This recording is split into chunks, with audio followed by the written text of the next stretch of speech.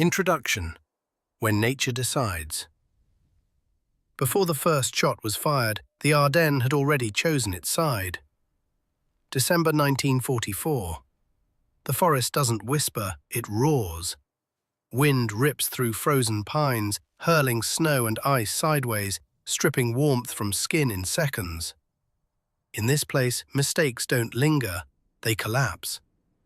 Now think about what we trust today. Lightweight nylon tents, fiberglass poles, plastic joints, designed for comfort, speed, convenience. In calm weather, they feel advanced. But here, under screaming wind and crushing snow, physics takes over. Poles bend, stress concentrates, fabric tears. The shelter turns into a sail, and then it's gone.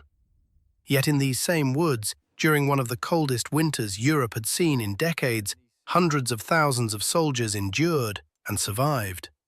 They had no synthetics, no plastics, no engineered pole systems. What they carried was simple and heavy: a square of cotton canvas and a length of rope. And their shelters didn't collapse, because World War II soldiers didn't build shelters to fight nature.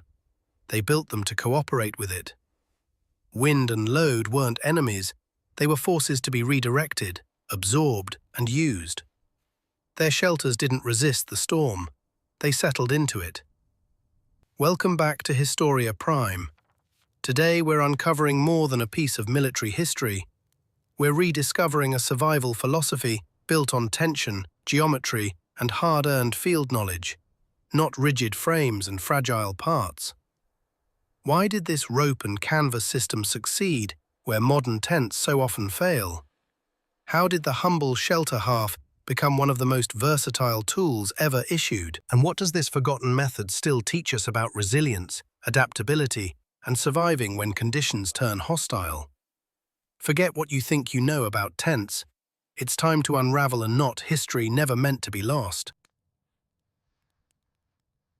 Part 1. The Shelter Half. Why the Army cut a house in two. To understand why this system worked, we have to stop thinking the way modern campers think. When we hear the word tent, we imagine a finished object, something complete. You buy it, you carry it, you deploy it. But for the American infantrymen in World War II, there was no such thing as a tent. There was only the shelter half. Its origins reach back to the Civil War, inspired by the French tente d'abri, and its logic was brutally honest. Canvas is heavy. A full tent is too much for one man, already burdened with a rifle, ammunition, food, and cold weather gear. So the Army didn't issue houses. They issued halves of houses. Each soldier carried a single rectangle of canvas made from 8.5-ounce shelter tent army duck. One short pole, usually collapsible, 5 wooden pegs, and one length of rope, nothing more. On his own, that canvas could block wind, shed rain, or serve as a crude blanket. But it was not a shelter. To build a home, you needed another man. 2 soldiers buttoned their shelter halves together along the ridge, aligned their poles, pooled their ropes and stakes, and in doing so, 2 exposed individuals became a unit. 2 men became roommates. Survival became shared. This wasn't just a logistical shortcut. It was quiet social engineering. Warmth depended on cooperation. Dry socks depended on teamwork. If one man failed to show up at nightfall, the other didn't sleep comfortably. The system enforced interdependence in a way no regulation ever could. But the philosophy went deeper than human behavior. It extended into the material itself. Today we chase ultralight gear. We obsess over waterproof ratings, laminates and chemical coatings. The shelter half offered none of that. It was cotton duck, heavy, absorbent, seemingly primitive. And yet, cotton duck possessed something modern fabrics lack. It was alive. When cotton fibers get wet, they swell. As they expand, they tighten the weave of the fabric, closing microscopic gaps until the canvas becomes naturally water-resistant, without plastic layers, without coatings that crack, peel, or fail in the cold. And crucially, it still breathes. In the sub-zero nights of the Battle of the Bulge, this breathability meant survival. Plastic tents trap moisture from breath and sweat. At -20 degrees, that moisture freezes on the walls, then melts, then drips back down onto the sleeping bag. Hypothermia doesn't announce itself, it creeps in quietly while you sleep. The shelter half let moisture escape. It dried from the inside out. It kept soldiers alive not by sealing them off from the world, but by managing it. But canvas alone was not the secret. The fabric was only the skin. The true structure, the reason this system never collapsed, was something far more powerful and far more overlooked. It was tension. Part 2. The physics of not collapsing. Here is the secret World War II engineers understood, and we largely forgot. Shelters don't usually fail because the fabric tears. They fail because the frame gives up. Rigid structures are unforgiving. Poles, struts, beams, these components don't adapt. When wind slams into a rigid wall, the force has nowhere to go. Stress piles up at weak points, pressure concentrates, and sooner or later the material reaches its limit. And when that limit is crossed, failure is sudden. A snap, a collapse. No warning. The rope and canvas system removed that weakness entirely. Instead of relying on vertical compression, poles pushing upward and waiting to buckle, the WWII soldier suspended his shelter from a high-tension ridgeline. The structure didn't stand stiff against the storm. It hung from it. Picture a rope stretched tightly between two solid trees. That rope becomes the backbone of the shelter. The canvas is draped over it, pulled low, and anchored to the ground. What you've built is no longer a frame-based structure. It's a system held together by tension, and tension behaves very differently. When wind strikes this shelter, it doesn't slam into a rigid surface. It flows over it. The rope absorbs energy. The canvas flexes. The harder the wind blows, the more firmly the shelter presses into the earth. Instead of lifting, it settles. Instead of resisting, it yields. Just enough. This is aerodynamics, not brute strength. By keeping the shelter low, often no higher than 40 inches, the soldier stayed within what physicists call the boundary layer of the wind. That's the zone closest to the ground where friction slows airflow. Above it, wind speed increases dramatically. Below it, the storm loses its teeth. The shelter didn't rise into danger, it hid beneath it. And there's a deeper piece of physics at work here, one most people never think about. It's called the catenary curve. Hang a rope loosely between 2 points, and it naturally sags into a smooth arc. That curve distributes weight evenly. But if you lay canvas over a loose ridgeline, the fabric sags, flaps, and eventually tears itself apart in the wind. World War II soldiers solved this by doing something counterintuitive. They eliminated the sag. Using knots that created mechanical advantage, they tightened the ridgeline until it was nearly straight, until it sang when plucked, like a guitar string. By flattening the catenary curve through extreme tension, they spread every load evenly along the entire rope. Snow, rain, wind, all of it shared across the system. There were no stress points, no single place where failure could begin. And here's the genius part. When heavy snow builds up on a modern tent, the roof collapses inward. On a tensioned canvas shelter, the added weight increases tension in the ropes, which actually strengthens the structure. The angles steepen, the canvas tightens, snow slides off. The system corrects itself. It doesn't weaken under pressure, it improves. That's why these shelters didn't collapse in blizzards. That's why they survived storms that shred modern gear today. But this level of reliability didn't come from equipment alone. It came from knowledge, from hands trained to work rope in the dark, in the cold, under threat. To make tension work for you, you had to know how to control it. And that meant mastering knots that didn't slip, didn't jam, and didn't fail when lives depended on them. That's where this system truly separated itself from everything that came after. Part 3. The knots that saved lives. Now we get technical, because if you want to recreate this kind of durability today, whether for bushcraft, survival, or historical reenactment, you cannot depend on plastic toggles, shock cord, or convenience hardware. Those things fail quietly and then all at once. What you need is knowledge. Every World War II soldier learned, sometimes formally, sometimes the hard way, a small set of knots that turned rope into structure. These weren't decorative skills, they were survival tools. And when conditions turned hostile, they mattered as much as ammunition. Everything began with the anchor. You had to secure your ridgeline to the first tree, and you had to do it in a way that held under extreme tension, but could still be released instantly. Because this wasn't camping, this was war. You might need to move in seconds. That's where the Siberian hitch, sometimes called the Evenk hitch, came in. This knot was pure efficiency. It could be tied with frozen fingers, even while wearing heavy gloves.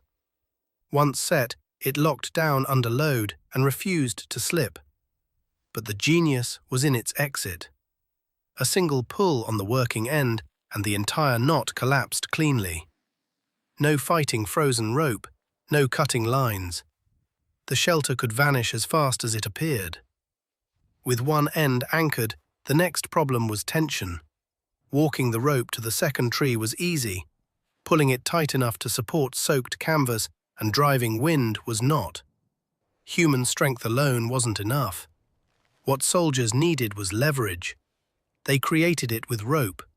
Using a variation of the trucker's hitch, soldiers built a pulley system out of thin air. Somewhere along the ridgeline, they tied a fixed loop, often with an alpine butterfly knot, chosen because it holds firm and doesn't jam even when loaded from both sides.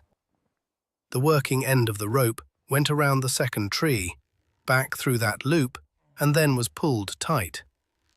This simple system created a 3-to-1 mechanical advantage. For every pound of force the soldier applied, 3 pounds of tension were driven into the ridgeline. That's how one exhausted infantryman, after a full day of marching and fighting, could tighten a line until it rang like steel. Tight enough to survive a blizzard, tight enough to turn canvas into architecture. But tension alone wasn't enough. The canvas had to stay exactly where it belonged. If it slid along the ridgeline, the roof sagged. Snow collected. Wind found weaknesses, so soldiers used a final, deceptively simple knot, the prusik. The prusik is a friction hitch. When slack, it slides easily along the rope. Under load, it locks instantly. By attaching the shelter half's grommets to the ridgeline with prusik loops, soldiers could tension the canvas horizontally, then fine-tune its position without retying anything. The result was control. Step back and look at this system for what it really is. It's geometry and friction, not hardware. There are no plastic clips to shatter in the cold, no zippers to freeze solid. If a rope frays, you cut it and retie it. If a stake pulls out, you carve a larger one. Nothing is proprietary, nothing is irreplaceable. It is a system designed to be repaired forever. And this is where modern gear quietly fails us. We've traded skill-based reliability for convenience. We want tents that set themselves up in minutes. We want systems that require no knowledge, no practice, no understanding of load or force. But as veterans of the 4th Infantry Division and the 101st Airborne learned the hard way, convenience becomes a liability when the temperature drops to 20 below. In those moments, survival doesn't belong to the fastest setup. It belongs to the people who know how to tie their shelter together, by hand, by memory, and under pressure. Part 4. The Living Nightmare, a Soldier's Reality. Now, step away from the physics for a moment, because none of it matters unless we understand the human reality. Why did this shelter matter so much? The answer lives in the words of the men who slept beneath it. in the weary faces captured in Bill Mauldin's Willie and Joe cartoons, in the memoirs of men like Donald Burgett of the 101st Airborne who fought and froze his way through the Ardennes. The winter of 1944 to 1945 wasn't just cold. Veterans didn't describe it as weather, they described it as an enemy, a constant grinding assault on the senses. The cold bit and burned at the same time, so sharp it felt like breathing shards of glass. It crept into fingers, into joints, into the mind. And once it settled in, the body began to fail. Medical reports from the period are filled with a single phrase: trench foot. Caused by prolonged exposure to cold and damp, it began quietly. Numbness, tingling, then swelling. Then the skin darkened. In severe cases, it turned black. Gangrene followed. Tens of thousands of American soldiers were taken out of the fight, not by bullets, but by their own frozen feet. The cause was painfully simple. American combat boots used rubber soles that trapped moisture. Sweat had nowhere to go. Socks stayed wet. And in sub-zero temperatures, wet fabric was a death sentence. Now imagine yourself in that condition. You've marched all day. Your feet feel like stone. Every step sends pain up your legs. Darkness is falling, and there's nowhere warm to go. You can't just lie down on frozen ground and hope for the best. You need a microclimate. Something, anything, that breaks the cold long enough to recover. That's where the shelter half became more than gear. It became refuge. But even this system was pushed to its limits in the Ardennes. The ground was frozen solid. Stakes wouldn't drive in. The classic A-frame pitch was impossible. So the soldiers adapted. They stopped pitching shelters on the ground and started pitching them in it. Men chipped away at frozen earth with entrenching tools, carving foxholes and dugouts, sometimes called zemlyankas. Logs were cut and laid across the top, not just for shelter, but for protection against tree-burst artillery. Shells that detonated in the canopy, raining shrapnel downward. Then came the canvas. Shelter halves were stretched over the logs, sealed tight with dirt and snow packed along the edges. What emerged wasn't a tent at all, but a semi-subterranean home. Earth insulated the walls. Canvas waterproofed the roof. Inside, the combined body heat of two men, sometimes helped by a candle or a crude stove, raised the temperature just enough to dry socks. Just enough to restore circulation. Just enough to survive another night. This adaptability is the heart of the forget tents philosophy. A modern tent is a single-purpose object, one shape, one method. If conditions don't allow it, the tent becomes useless. The WWII system was different. A square of canvas, a rope, and knowledge formed a true multi-tool. It could be a roof in the trees, a door against the wind, a ground cloth, a windbreak, a stretcher for the wounded, or, when nothing else remained, a shroud for the dead. As one historian put it, the shelter half was not comfort. It was a shield against the elements. And in a winter that tried relentlessly to kill every man who faced it, that shield meant the difference between breaking and enduring. Part 5. The Pacific Variation, Frogskin and Jungle Rot. While the army froze in Europe, the Marines in the Pacific entered a different kind of nightmare. Here the enemy wasn't cold, it was heat, monsoon rain, and insects that never slept. In places like Guadalcanal, Tarawa, and Peleliu, the jungle itself was hostile. Everything stayed wet, everything rotted, and anything left open became a feeding ground. Once again, the shelter half adapted. In the Pacific, Marines used the camouflage shelter half, printed in the now famous frogskin pattern, green on one side for jungle cover, brown on the other for beaches. This wasn't just camouflage, it was psychological survival. Blending into the environment meant fewer eyes on you, fewer shots taken in your direction. But the real breakthrough came at the ends. Early shelter halves were open. In Europe, soldiers blocked wind with packs or coats. In the Pacific, an open shelter meant mosquitoes. Mosquitoes meant malaria, and malaria could cripple entire units. So the design evolved. The new type, shelter half, added triangular end panels that sealed the shelter completely. For the first time, soldiers could shut the jungle out. It wasn't comfort, but it was sanity. Even here, rope and canvas proved superior to modern materials.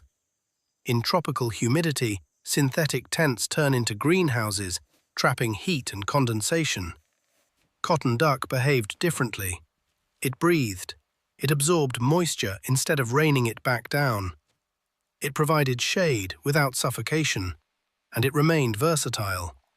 Veterans recalled wearing one shelter half as a poncho during monsoon downpours, while the other was strung up to collect fresh rainwater, the only drinkable water for days at a time. In the Pacific, the shelter half wasn't just a roof. It was camouflage. It was protection. It was water. Once again, a simple square of canvas proved that survival wasn't about specialization. It was about adaptability. Part 6. The Legacy and the Lesson. So why does this matter now? Why should you, watching this in the 21st century, care about a heavy square of canvas designed for a war long over? Because this story isn't about nostalgia, it's about anti-fragility. A modern tent is strong right up until the moment it isn't. It resists wind, resists load, resists stress, until one component fails. A pole snaps, a joint cracks, and suddenly the entire system collapses. It's binary, working or broken, shelter or exposure. The World War II rope and canvas system worked differently. It had no rigid frame waiting to fail. If a pole broke, you cut a branch. If the canvas tore, you stitched it. If the ground was frozen solid, you tied off to trees. Instead of resisting the storm, the shelter adapted to it. It settled into pressure. It grew stronger under load. That is anti-fragility in its purest form. And that lesson matters now more than ever. We live in an age of uncertainty. Climate extremes, fragile supply chains, systems that fail suddenly and without warning.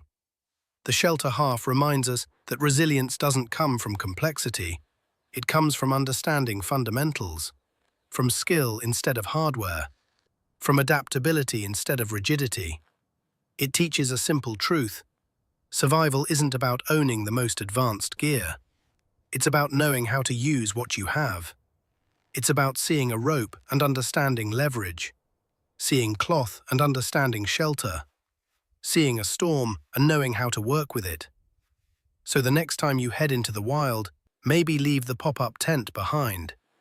Take a tarp, learn a few knots, feel the tension in the line, and remember the millions of men who slept under that same strain of rope and canvas, dreaming of home while the world burned around them.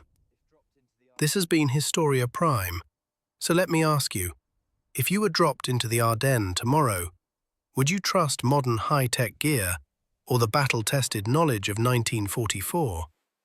Tell us in the comments, and if this journey into forgotten survival wisdom resonated with you, like the video and subscribe. There are many more lessons history is still waiting to teach. Until next time, stay curious and keep history alive.